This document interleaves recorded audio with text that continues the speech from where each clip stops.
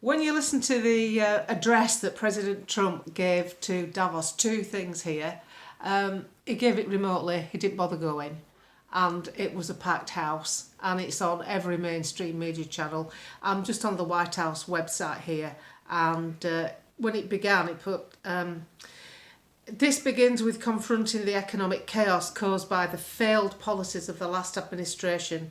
Over the past 4 years, our government has racked up $8 trillion in wasteful deceit spending and inflicted national wrecking energy restrictions, crippling regulations and hidden taxes like never before. The result is the worst inflation crisis in modern history and sky-high interest rates for our citizens and even throughout the world. Food prices and the price of almost every other thing known to mankind went through the roof. My administration is acting with unprecedented speed to fix the disasters we've inherited from the totally inept group of people and to solve every single crisis facing our country.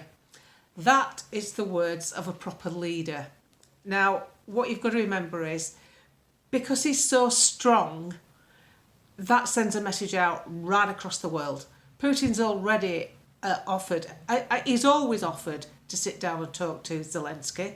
It's the Western interference with what's going on over there that is the problem, because as Robert F. Kennedy says in his book, that the CIA was basically designed to perpetuate conflict, profitable conflict overseas. I think they loosely term wars. So what I see with President Trump, he's not a warmonger. He doesn't want wars. He wants people to be free. He wants people to prosper. And he looks at the people, and he'll turn that country round. He'll turn it round just like he'd turn a failing business round. And his past is his past, like anybody. You know, he was a bit of a player in the day. He was a good-looking bloke, not my cup of tea, but he was a good-looking fella. Women were throwing themselves at him. He'll have had a checkered life. Powerful, successful men usually do. I'm not really interested in his past. Nelson Mandela had a past. It depends which side of the fence you want to sit on. So I'm interested in what he can do for the West. And what he can do for the West is show every other country up for the inept, deceitful, lying, cheating governments that they are. On false promises, false pretense. You've only got to look at what Chris Rose has put on Twitter today. Dale Vince, the alternative energy tycoon that's made his millions from basically government subsidies which come from our taxes. Chris Rose tells us that Dale Vince donated £5.4 million to the Labour Party. Ecotricity, which is owned by Dale Vince, gets the approval from Ed Miliband for another giant solar and battery farm. That's handy, isn't it? That's just so handy. This is the party that stood on the back of saying that they were going to abolish cronyism. Please explain to me what that is if it's not cronyism. And this is what we've had across the West. People, unfortunately, the politicians see themselves in a job that lines themselves up for better jobs if they lose their seat. That's why they're always hanging around Davos. It's like a basic chamber of trade for the multi-wealthy. They like to hang around there because if they ever lose their seat, they've probably rubbed shoulders with someone who can give them a job. But Trump is blowing the lid off all this stuff because he's not in it for the money. He's in it to make a difference. As he says, it's been basically an historical moment in American politics and for the West because it's just common sense. Exactly right, it's just common sense. He announced in a press conference he's going to take away the paid-for security of Anthony Fauci and other former government officials. And as he says, these people have made a lot of money out of this. They can afford their own security. Wouldn't it be nice to think that Tony Blair only got the level of security that every other Prime Minister gets, and the extra that is needed he funds for himself because he's made an awful lot of money out of being in politics. They always do. His son's a multimillionaire. How the hell did that happen? So this man is so full of common sense. And just like if you go in my shorts, I think it's in shorts, it's a video from Davos where they say that we've lost. President Trump has risen from the dead. And it's going to happen in Britain.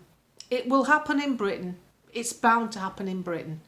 Because the thing is, this is now the opening gates of common sense coming back into politics, and the first port of call, which is happening with America, with CNN, they're making 300 people redundant. It's no coincidence. The media will have to become honest again. That's the biggest thing we can hope for, the media becoming honest again, rather than activists posing as journalists, which is what we've had to suffer. They've been activists. You know, you've only to look at a prime example, a young man called Lewis Goodall, who works for news agents, used to work for Sky. If you look at his bio, when it was an article in The Guardian, it said, Labour activist. Activist. And he's a journalist. So you're an activist, you're a journalist, you've got power to reach people because of the medium you're working in. It's activism. When is it not? Explain it to me if it's different. So this great change is coming and more positivity. I'll probably have to do a separate video on all the other stuff that is linked together.